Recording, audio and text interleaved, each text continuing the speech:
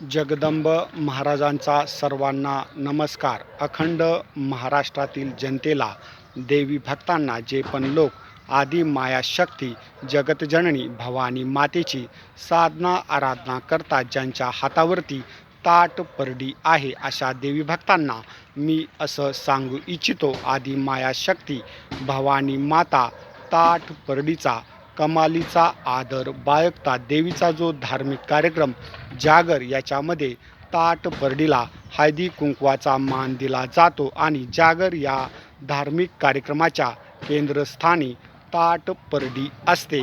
असं असताना महाराष्ट्रातील कित्येक देवी भक्तांना, माता भगिनींना, ज्यांच्या हातावरती ताट परडी आहे, अशा लोकांना तुम्हाला अन्य देवीय ऊर्जा प्रसन्न होत आहे असं सांगून त्या देवीचे मुखवटा मूर्ती तयार केली जात आहे आणि ती मूर्ती डोक्यावर घेऊन त्या देवीच्या वाऱ्या करायला सांगितल्या जात आहेत. मी भवानी आईची शपथ घेऊन सांगतो, भवानी आईची ताट परडी ज्या माता भगिनींच्या हातावरती आहे, त्यांना कोणताही देवीचा मुखवटा मूर्ती डोक्यावर घेऊन फिरण्याची आवश्यकता नाही आहे. जर तुम्ही एखादी देवी डोक्यावर घेऊन फिरायला लागला तर तुमचं ताट परडी घरी राहिलं म्हणून समजा. आपल्याला ताट परडीचा विसर जर एखाद्या देवीय ऊर्जेमुळे पडत असेल तर अशी कोणतीही देवीय ऊर्जा भवानी मातेच्या भक्तांना प्रसन्न करून घेण्याची आवश्यकता नाही आहे.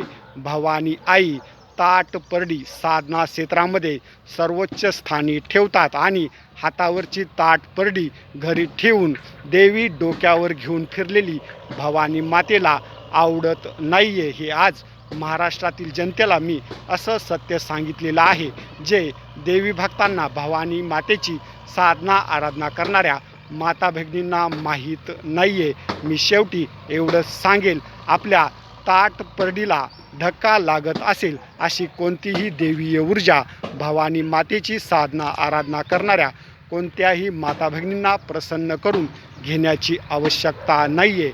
जय भवानी, जय श्रीराम, जगदंब, हर हर महादेव, हर हर महादेव.